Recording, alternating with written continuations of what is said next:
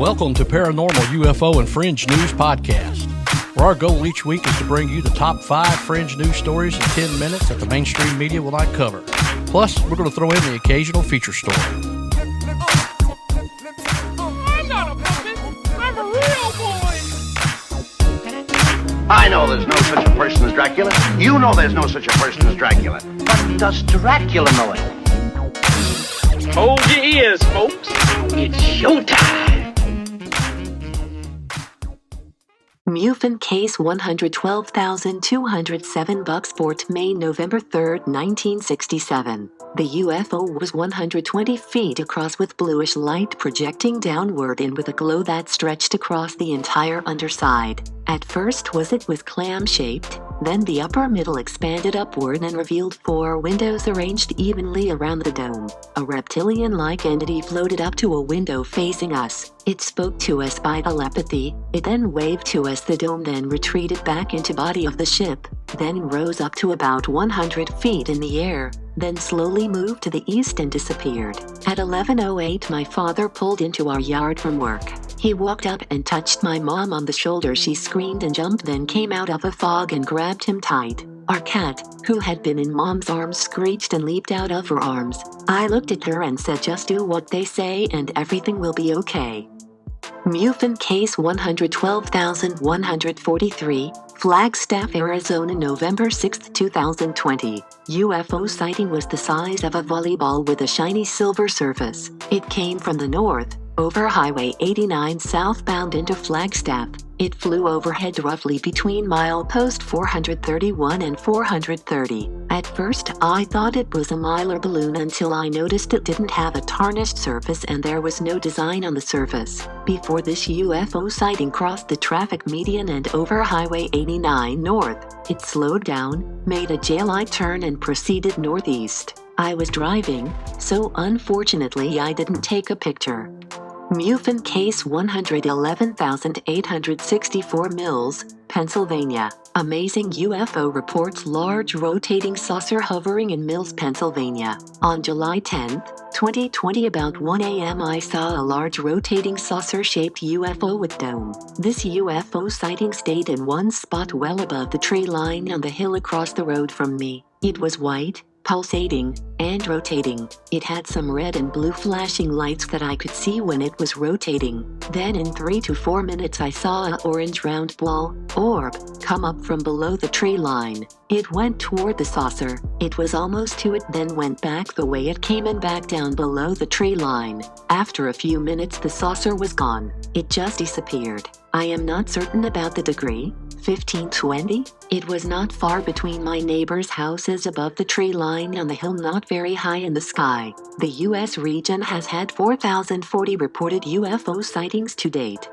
MUFON Case 111,997 Springfield, Oregon. U.S. boomerang-shaped UFO sightings are back. Many reports of this type of UFO craft were widely reported during the 1980s, especially in and around the Hudson Valley of New York State. The return of this type of UFO was reported on October 25, 2020. Report reads as follows. Vehicle was traveling west at maybe 1,000 feet. It was boomerang-shaped with a dark black surface. UFO sighting had white lights evenly spaced along the outer edge of the vehicle. It was not shaped like a wing. It did not look aerodynamic like a wing. The shape was the same thickness all the way around the vehicle. It was moving quickly but not supersonic. All the lights were wide in color and were spaced at exact intervals along outside edge. I could not make out any features on the black surface. It was very low in altitude and made absolutely no noise at all.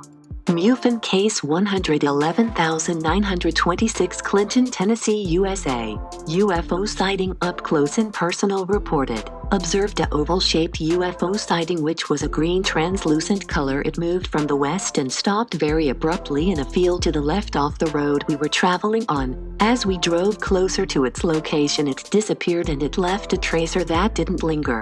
The whole experience may not have lasted more than 3 seconds. As we came to the hill maybe a quarter of a mile ahead, the sky opens up just a little and I thought I saw an additional tracer. It was like seeing a flash of light as the UFO sighting moved northeast. I don't have any evidence of this occurrence, but I can provide the location. It was only a mile from my home. The region had 1,550 reported UFO sightings to date. Quarry workers discover a 10-foot-tall skeleton. In 1868, a newspaper article trumpeting the discovery of a giant skeleton continues to mystify the city of Sauk Rapids, Minnesota. Nearly 150 years ago, a report surfaced that quarry workers with the Sauk Rapids Water Power Company unearthed the remains of a 10-foot-tall giant along the shores of the Mississippi River. The water company employees reportedly discovered the bones while quarrying rock for a dam near the present-day site of Lions Park, between the Sauk Rapids Bridge and the former bridge site. According to the story, the workers found embedded in solid granite rock the remains of a human being of gigantic stature. The grave, reported as being 12 feet long, 4 feet wide and 3 feet deep, was estimated to be about 2 feet below the level of the river. Atop the tomb, the report said, was a flat limestone rock that remained separate from the surrounding granite. The remains are completely petrified and are of gigantic dimensions.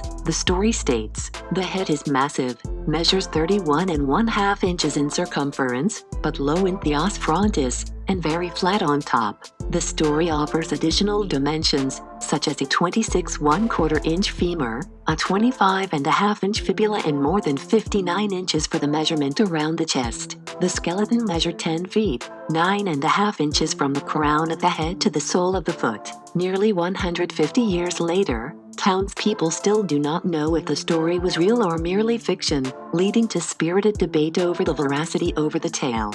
Museum director Mary Osby argued to the St. Cloud Times that the detailed reporting of the skeleton's measurements suggest it was a true story.